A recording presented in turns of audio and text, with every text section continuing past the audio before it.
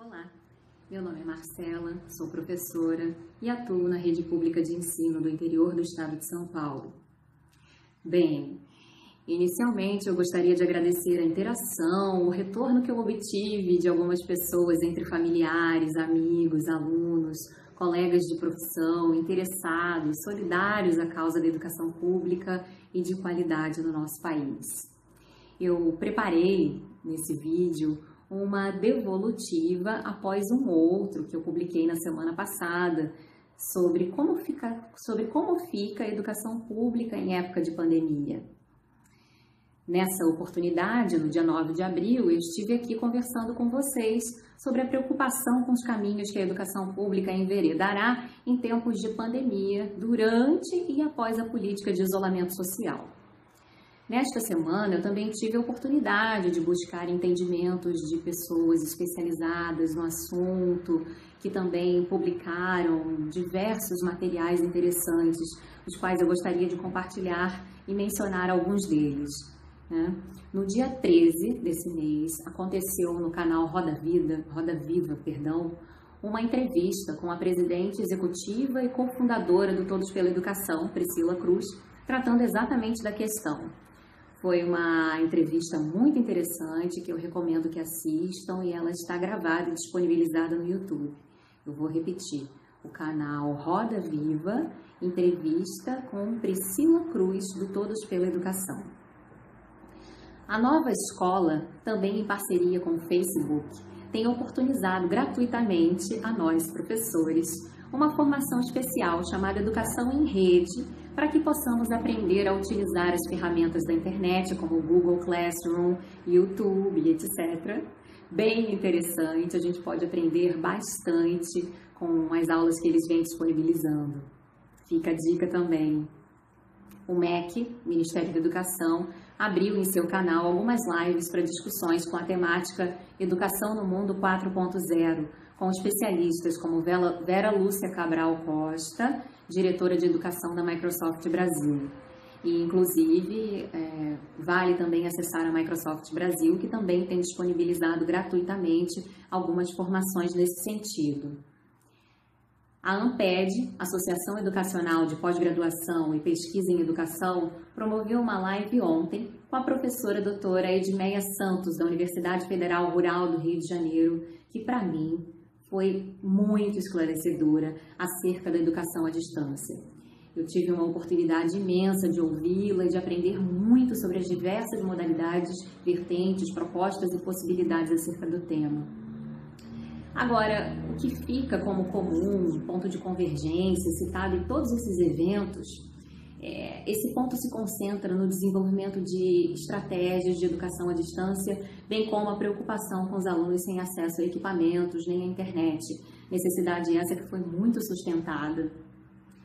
E diante disso eu pensei em pesquisar medidas que outros países vêm adotando nesse momento. E continuei pensando, embora muito interessante e válido, eu desisti de fazê-lo nesse momento e busquei em nossa realidade dados e informações. Agora eu até peço licença para vocês, porque fiz algumas anotações que eu vou precisar olhar para elas, para que eu consiga transmitir com bastante clareza e tranquilidade, sem equívocos. Tá? Então eu acessei o site da CNE, que é do Conselho Nacional de Educação, FNDE, que é o Fundo Nacional de Desenvolvimento da Educação. Fui buscando custo por aluno, que tipo de investimento o governo vem feito, vem trabalhado com as nossas crianças, além do livro didático e de outros programas relacionados à alfabetização. Então tive acesso, vou ver aqui no computador, dados estatísticos para 2020, por exemplo, em todos os segmentos. A gente tem aqui alunos beneficiados na rede pública, 32.010.093 alunos. E o valor da aquisição de material de livros didáticos está em torno de 1.390.201.035,55 centavos. Vou repetir. 1.390.201.035,55 de investimento só para livros didáticos. E aí eu fiquei procurando, eu falei, puxa, mas esse investimento é só para livro didático? Não há compra, não há nenhum tipo de licitação para aquisição de computadores, tablets ou outras ferramentas tecnológicas? Nessa minha busca, eu encontrei algo que me deixou, de um lado, muito feliz e de outro lado, completamente indignada. E eu vou compartilhar isso com vocês. Foi publicado um decreto de número 7.243, vou repetir, decreto 7.243, de 26 de julho de 2010. Esse decreto foi assinado pelo então presidente Lula, publicado no dia 27 de julho, que regulamentou o programa Um Computador por Aluno. É isso mesmo que vocês ouviram.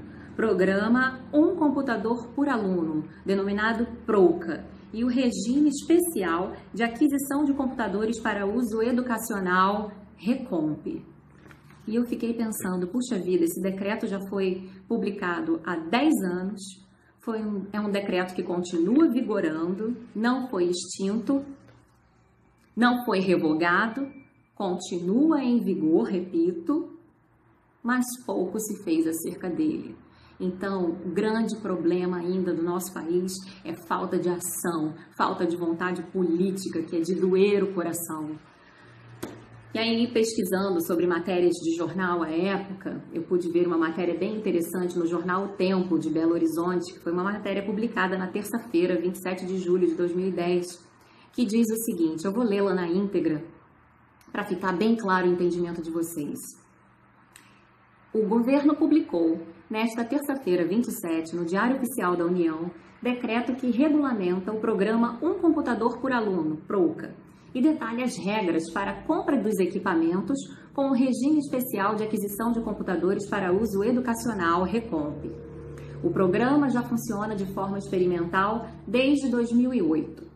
A compra será feita por licitação. O decreto prevê que as especificações técnicas dos equipamentos serão definidas pelos Ministérios da Educação e da Fazenda, que também poderão determinar preço mínimo e máximo para os computadores. Na última licitação, o preço pago pelo governo por laptop foi de R$ 550. De acordo com o MEC, o edital deve ser lançado em até 3 semanas. Terão prioridade equipamentos que utilizem software livre e de código aberto sem custos de licenças. O Banco Nacional de Desenvolvimento Econômico e Social, BNDES, vai oferecer uma linha de crédito de 660 milhões para que estados e municípios comprem os laptops. O RECOMP prevê isenção de imposto sobre produto industrializado, IPI, PIS, PASEP, COFINS, Imposto de Importação e de Contribuição de Intervenção ao Domínio Econômico, CID, para o vencedor da licitação. Até agora, o governo comprou 150 mil computadores que devem ser distribuídos a 300 escolas da rede pública até o fim de 2010. Os atuais computadores têm 512 MB de memória, tela de cristal líquido de 7 polegadas, bateria com autonomia mínima de 3 horas e peso de 1,5 kg. Fim da matéria. Repetindo, matéria que eu encontrei no jornal O Tempo, de Belo Horizonte.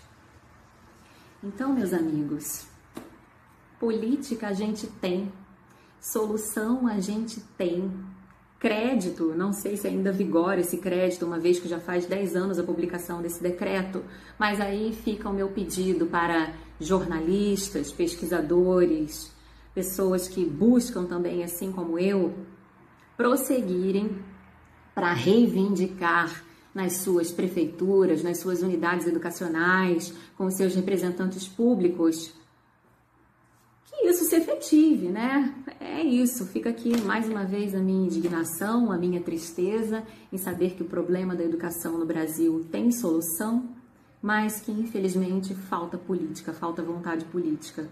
Eu, como professora, sou apenas um grãozinho de areia diante de tudo isso e sozinha não faço nada.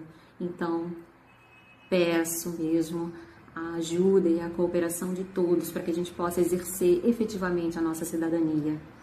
Fica aqui meu boa noite a todos, já vou para 10 minutos de vídeo e acredito que já seja suficiente. Obrigada, boa noite.